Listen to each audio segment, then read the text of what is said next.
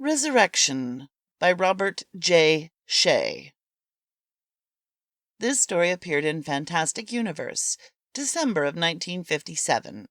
Extensive research by Project Gutenberg at Gutenberg.org did not uncover any evidence that the U.S. copyright on this publication was renewed. "You're a fascinating person," the girl said. "I've never met anyone like you before. Tell me your story again." The man was short and stocky, with Asiatic features and a long, stringy mustache. "The whole story?" he asked. "It would take a lifetime to tell you." He stared out the window at the yellow sun and the red sun. He still hadn't gotten used to seeing two suns. But that was minor, really, when there were so many other things he had to get used to. A robot waiter, with long, thin metal tubes for arms and legs, glided over. When he'd first seen one of those, he'd thought it was a demon. He'd tried to smash it. They'd had trouble with him at first. "They had trouble with me at first," he said. "I can imagine," said the girl. "How did they explain it to you?"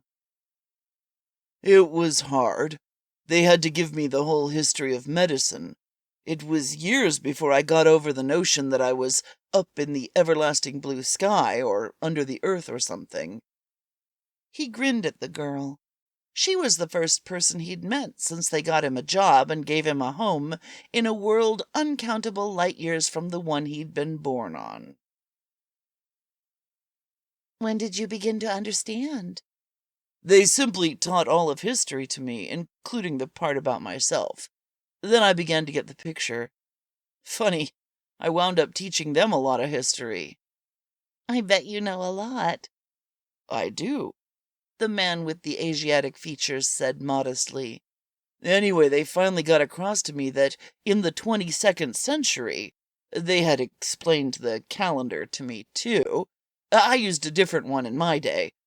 They had learned how to grow new limbs on people who had lost arms and legs." "That was the real first step," said the girl. "It was a long time till they got to the second step," he said.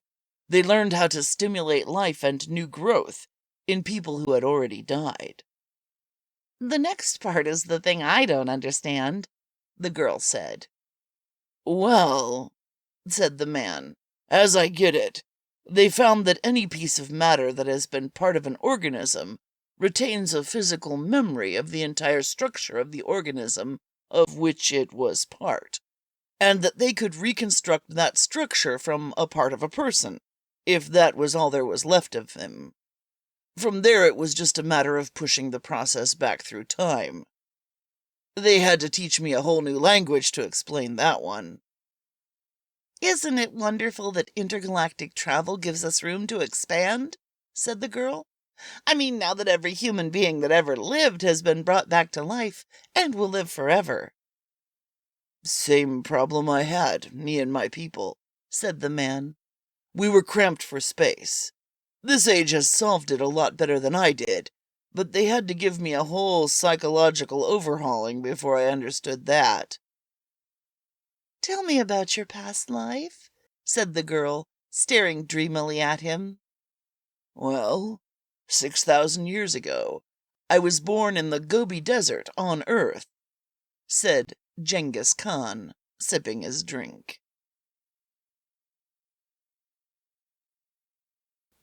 The end. All Atomic Julie stories are produced by Julie Hoverson and are copyright to Julie Hoverson and Reality Productions, whether or not there is a mention of that fact. These stories may not be reproduced or sold in any manner without previous permission from the copyright owner. Just because the underlying stories are out of copyright doesn't mean that Julie's performance is.